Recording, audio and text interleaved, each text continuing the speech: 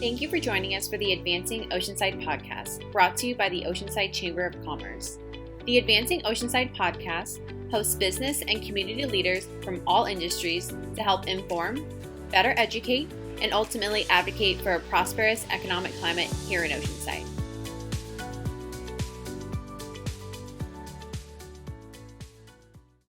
It is Asian American and Pacific Islander Heritage Month, and we're joined by Vishnu Sneller, owner of Minuteman Press Oceanside. Vishnu is an incredibly intelligent woman who for decades studied the epidemiology of infectious diseases and health services for displaced populations. After a personal tragedy took her son away from managing Minuteman, Vishnu stepped in to run the shop's daily operations. Driven by positivity and perseverance, Vishnu shares how her Indian upbringing has taught her to overcome almost any obstacle. Our interview shares an open and honest recollection of what it means to be an Asian American and how Vishnu hopes to continue to recognize and honor other Asians and Pacific Islanders within our community.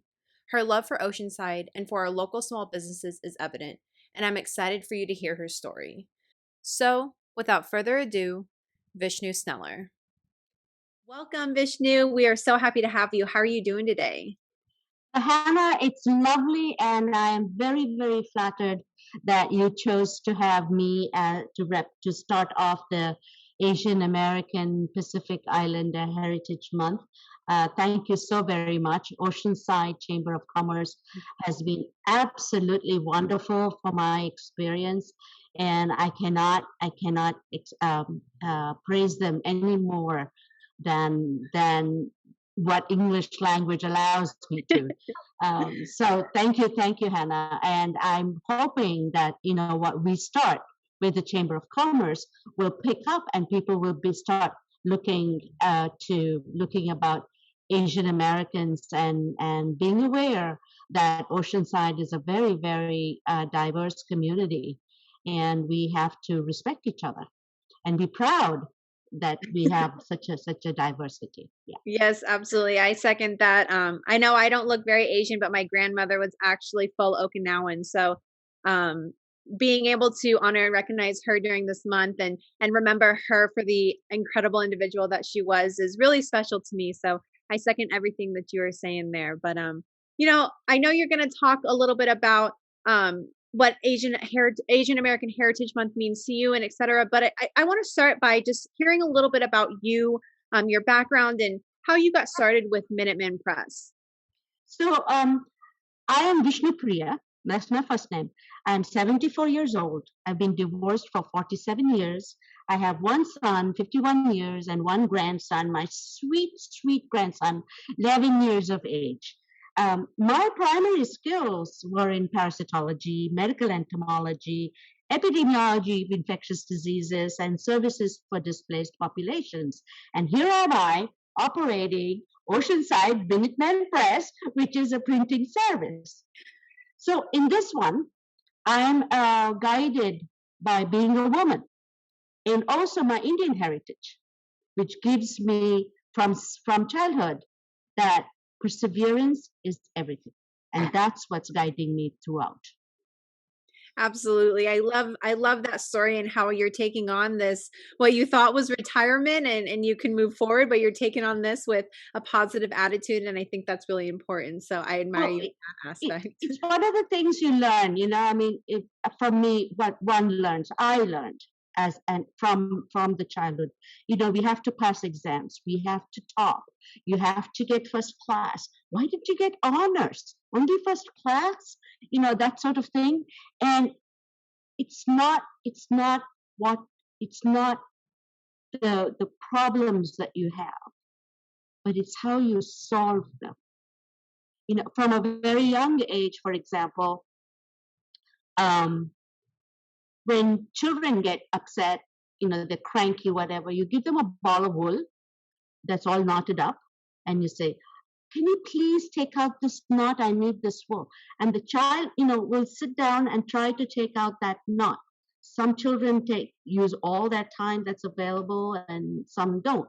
And every time they get cranky, you give them that knot to remove it, Eventually it removes. And the knot goes away.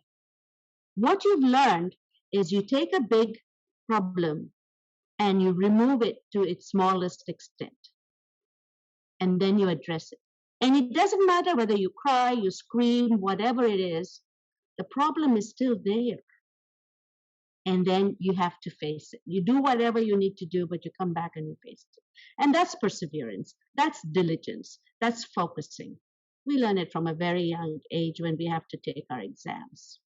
Right, absolutely. I love those message, and I'm glad that allows you to persevere through all of this. So, um, you know, I know we touched on it earlier, but May is Asian American Heritage Month, and 2020 and 2021 have been extremely difficult years for the Asian American community.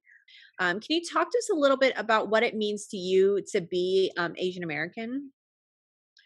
Um, it's I've never really thought about whether I'm proud of being an Asian American or not. Um, I am what I am, and I'm very proud because I carry with me the principles and the values of my own family, which happens to be South Indian. So when I was in CDC, I was the president of the Asian American Pacific Islander Employee Association. And every year we have the May that each employee association uses to showcase their ethnicity. There's Hispanics, and then there's Native Americans and so on. So for me during that time, I showcased a different Asian community every week. And I came to know that there was a very large Nepalese and Bhutanese immigrants in Atlanta. And there was a Nepali Bhutanese resettlement group that's been very active. I didn't even know that. So I always thought that doing something like this for the community increases our awareness. And this Oceanside is very rich. So when I came here, I was looking for places to eat ethnic food in Atlanta. Just within a 1 mile radius, I could find about 10 different ethnic restaurants. Here there is nothing. So I was thinking, where are these people? And I see them. I see them, but they are here, but they are not apparent. And consequently, when I talk to my grandson, he's not that aware of Asians. And he asked me, "Is India in Asia?" Yes, it is. I know he's very young, and he asked me this when he was 8 years old. But the same question was asked of me when I first came to Oceanside, and when I was in Atlanta. So people don't quite remember about Asia. We always talk about going to Europe for holidays, but we forgot the Vietnamese came here. They were evacuated in Oceanside. Camp Pendleton was a camp for the repatriation of the Vietnamese. We have a very large Vietnamese Laotian population here. We have a large Korean orphans that were adopted by people here, and a lot of spouses who were married to military overseas are over here. So that's why I wanted to make aware that we we are integrated into this community, and we should really honor our diversity.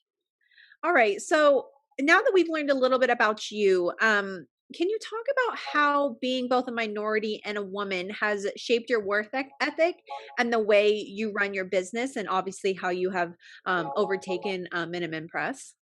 Well, I said this before. It's the perseverance and the ability or the training to be able to look at it at any situation and break it down to its smallest elements. It's not easy to do. And during this experience, I've had a lot of crying bouts. I've had a lot of what am I going to do, and and wringing your hands and breaking your head, and well, I have no idea about business. Mine was basically, like a physician and people who needed health services and so on, and a lot of the um, epidemic controls and outbreak controls, and I've been many parts of the United States to help in controlling, especially in vaccines. I went to so many small business development courses, and I learned from the time go the smallest pebble you can learn about businesses, what it is, and so on. And I would come out not understanding a word of what I heard. I know they're saying it in English and I know those words exist, but what does it mean? But I'm a long way since then, but I still have my restrictions, impediments. But really, those little examples of trying to unravel this knot a little by little really helps. And I think what we forget when we are really stressed and we have and mine was a huge stress. I'm not going to minimize it. It was a catastrophic experience, but it is there. It has to be addressed, and the only way you're going to do it is kicking and screaming, get that over with, and then just go to the next thing that you have to do, and somebody will help you. This is what's happening with the business. It's not like it's taking off and I'm making thousands. It's still being very, very difficult. Everyone who walks in is very precious to me. But it's the same thing. You have to do it, and you have to be here, and you have to have a positive attitude. One thing, if I'm very, very negative, what are my customers going to react? Because it's a horrible place. Don't go there. So it has to come from you. It has to come from inside you. So this is what I'm doing. I'm angry. I'm frustrated. I'm depressed. But there's work to do. There's customers to meet, and we just do that. And that's what it's all about. If I did not have my South Indian, training about, yes, darling, I know it's hard, but you still have to come out first in your class. Just concentrate on that.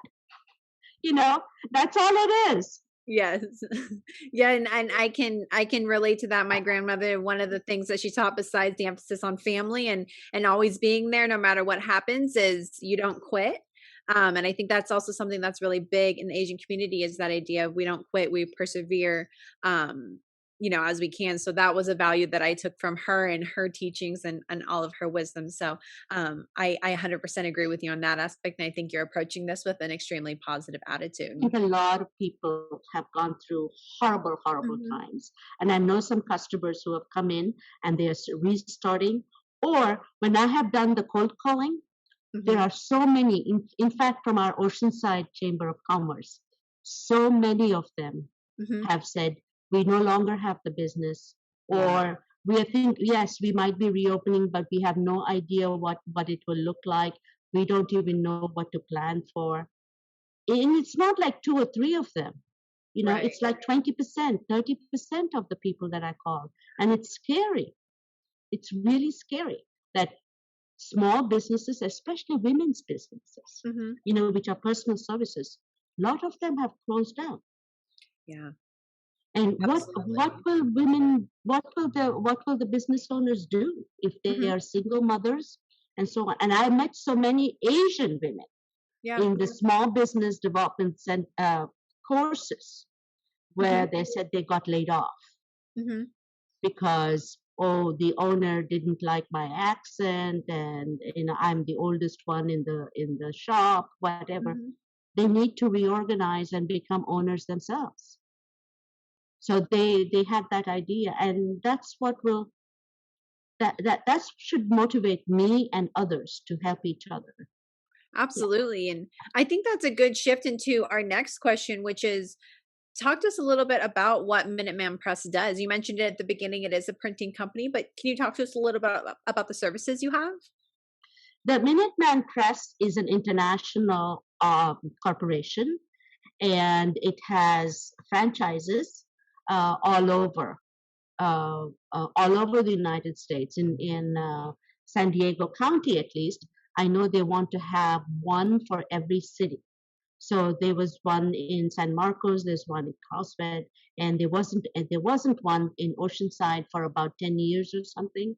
So they insisted that we open a new one. Usually, in fact, every new Minuteman Press in San Diego County, Bonsall and Temecula had bought into an existing printing company, which is how they survived. But if you want to open one fresh and start with customer number one, it's hell. And nobody would disagree with me. And all the other Minuteman presses were saying, "Why did you start fresh? Why didn't you just wait?" And there was a business, right on just off of Ocean Boulevard that had been for sale, and we should have bought that. But in any case, I was not the decision maker. I just found myself in this situation. But what they actually do is they have their branding, but we pay to hold their branding, and they introduce the owners to third party vendors for the equipment and all the other services.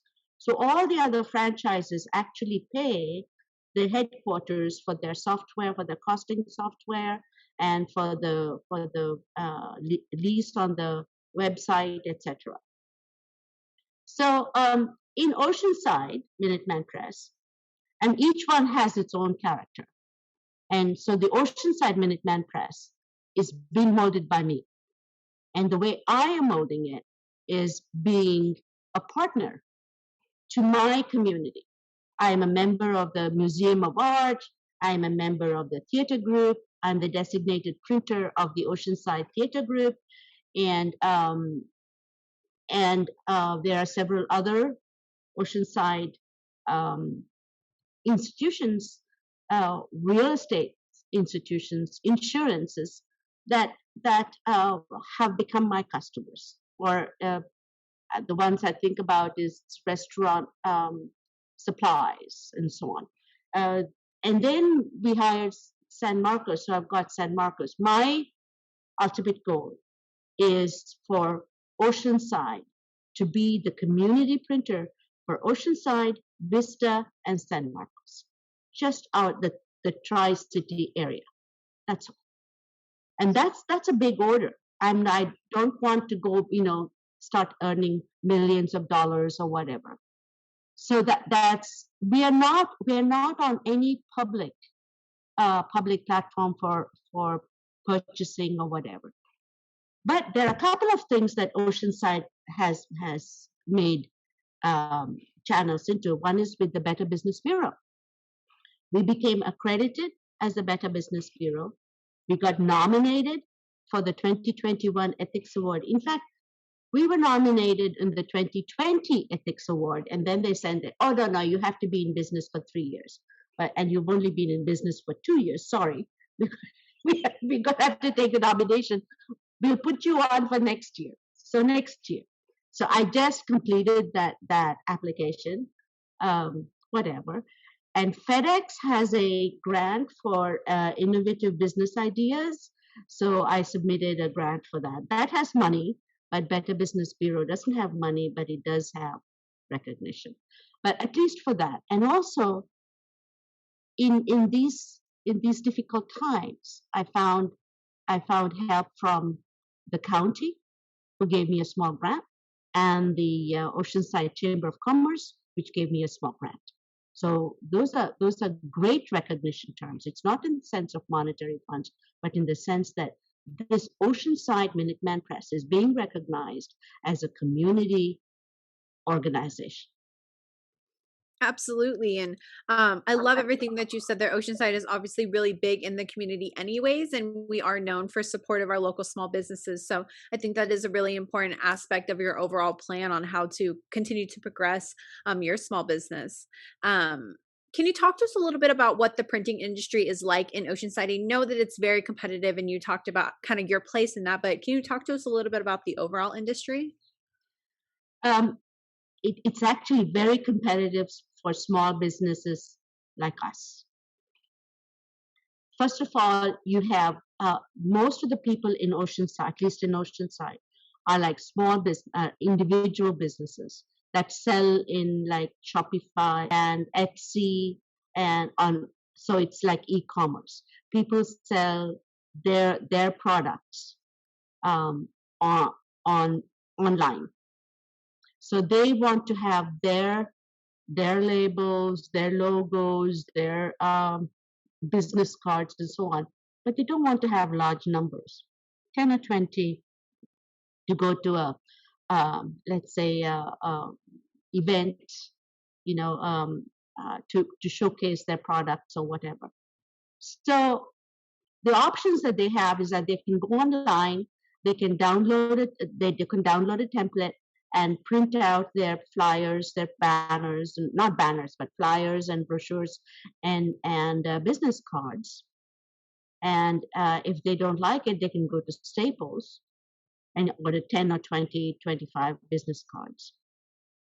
And a lot of people, the biggest competitor are the online vendors who do like Vistaprint and BizPrint. Uh, there are several others. Um, in they're very very cheap. They're $8 for 100 cards or 500 cards or whatever. But if you make a mistake in the art, or if you don't like the paper that they use, it doesn't matter. I mean, you just have to accept what they have. But the only thing that I object to is most of these online vendors are not even based in the US. Vistaprint, for example, is a Dutch company. So we are spending our money where our community has suffered through for the last 3 months. We are spending our money and paying the Dutch. So even if you spend $20, it would be better if you spend $20 with a vendor in our community. If you go to Staples, you're not selling it to one person. You're selling it to a corporation that's based someplace else. And same thing with Kinko's. FedEx is an international company. You're spending it to a corporation.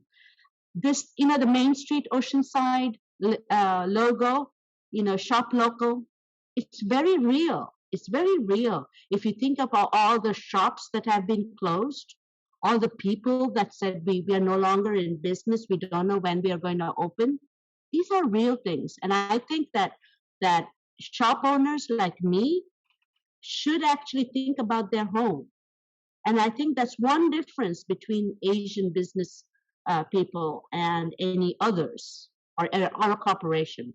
Individuals and Asians are very, very concerned about their stomping ground, their home. This is my home. This is mine. And all of this around me is going to affect you. They're very conscious of that. And people may not be aware of it, but that is true. Yeah, absolutely. And going on that shop local topic, I know the Oceanside community focuses really heavily on making sure that we are supporting small businesses. We are shopping local, dining local, playing local, all that is incorporated with that, especially through this very tough pandemic, which leads right into our next question, which is, I know you guys have been one of the businesses that has suffered through this COVID-19 pandemic, and how did you overcome these obstacles to help keep Minutemen afloat? I know that you've been out there applying for all the grants that you can and trying to do as much, but can you touch a little bit more on maybe some of the other things that you have done? Well, yes, I have. I must say that the grants from the county and the grant from the Oceanside Chamber of Commerce, they played a very large part in boosting my morale. It's not actually, I mean, they're not giving me the money to pay for 3 people, at a time. But I was lucky in getting a paycheck protection plan early on. That was in May of 2020 or something like June of 2020. And immediately I said, okay, I'm going to get the man who owned the San Marcos business and went bankrupt, I'm going to hire him so that I can get the customers from there. So then what I did was I created the structure for a business. I hired 3 people, and we went very strongly as a team. And we actually made, we went from hundreds from 1 month to 5,000 the next month. Unfortunately, we didn't really get the increased customers to increase the revenue, but we did very, very well on the marketing side, and it broke my heart to let the people go. But at least I had that experience, and the the 3 people who were members of a team had never done the creation of a business entity, like writing the employee handbook, like writing the mission statements, the capability statements, and a variety of other documents that I needed for certifications. We all participated, did the business plan, did the SWOT analysis, and so on. So we used to have a weekly meeting, and we would put down, what we had to do, what our tasks were, and so on. At the end of 2 months, when we went back and put our minutes together from all the 4 people, we were amazed at what we had achieved. And we said, we need to celebrate. So we went out to an Indian restaurant and had the time of our life. It was so wonderful, but that came to an end. It did come to an end, and I know it's the finances, and I can do it again. So all I'm waiting is for my EIDL to come through, and then I'm going to put it together. We have the starting of we have the framework to start with, and I'm going to get the same kind of people, if not the same people, and start up again. There is no other way. What is the alternative? Right. There isn't one. There isn't one. We have to Right. go. Yeah, Right. that's what I Absolutely. do. It's clear that you have, put blood, sweat, and tears into making this business work. And even with the career shift you talked about at the beginning, taking this up, I applaud your work ethic and getting it all figured out and connecting with the right people. I know you are not afraid to reach out to us here at the chamber to see how we can help you and utilize your assets in that way. So I think that you have it all on the right path, and you'll be able to head over to an Indian restaurant and celebrate again soon. But Hey, you know what? He's going to open a new one in Oceanside. We uh-huh. have to keep track of that. Yes, Yeah, and absolutely. I'm looking around for all these the Asian business owners, and I've got Uh-huh. 2 already. One is a Vietnamese in Mission, and I just spoke with the other person. She was a Korean adoptee, and Mhm. she works as an advisor or a help group for the veterans. Mhm. So I'm trying to find a way so we can showcase them. And I'm also trying to get Rodney to get his sister agree to be showcased. She's a little shy, but Yeah, absolutely. And I applaud your efforts in that area to recognize other Asian business owners during this month and learn about maybe their story or even what they have, if they're willing to share that. So I applaud you for your work in that. But I want if to create anyone, an Asian American women uh-huh. business owner initiative so Yeah. that we can come together and share and help each other out. Yeah, absolutely. I love that idea. But if anyone wants to get in contact with you, how can they reach out to you? Well, we do have a website, and we are on Google. And this month, I have sent out emails saying that we offer 30-minute free consultation by phone, and my phone is 760-295-2959. And anybody can call and say, hey, I have this, I want a banner, I want it to be this big, and I want to say this, but I don't know exactly what to put down there. And I can have our graphic artists work with them. And we have one of the Carlsbad Realty services who are doing this with our artists. They want to do a series of handouts and so on. So we do a free consultation. We have several bundled things instead of just buying one at a time. Real estate, I bundled up fewer quantities of essential advertising products, and it's like $100. You can get a few of everything, and when you're using one more than the others, then you can buy them separately. So I have one for real estate, a lot for the eateries. I even have a mailing service. We now have a mailing service, so people can reach out to us and say, can you please mail it to this zip code? Or yeah, and for the eateries, we're offering a QR code so they can see, so they can mail out to their communities, and say, hey, we are reopening, and here is the menu, and they can have various. There's a bundle for them with a banner, a sidewalk sign, and so on, that they can choose what they want. We also have waterproof menus, like from PVC and synthetics, so you can wash your menus afterwards if you wanted to. So we are available by email. That is the best. You send us the art, and if it is ready to print, we will give it to you in 24 hours. And I do deliveries Friday after 12. Perfect. Well, that is all great information, and like I said before, I applaud you for putting this all together and continuing to persevere through all the obstacles that are thrown your way. And I just want to ask you one last question. You've talked a lot about how important the Oceanside community is to you. So, what does it mean to you to advance Oceanside? This is my new home since 2018, and I always liked the ocean. And actually, I was trained in California, and and I also worked for the state.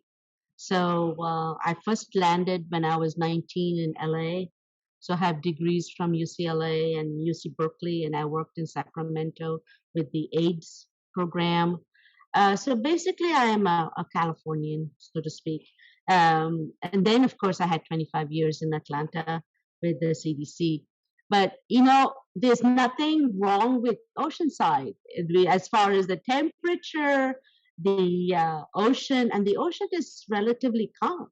It doesn't have, you don't have worries about tsunami. Well, there is always a tsunami alert, but you don't have uh, high waves and things like you can get in elsewhere. And to me, this is my last place. And I found Oceana, which is for the elderly like me, and my grandson is here, and I'm going to watch him grow up.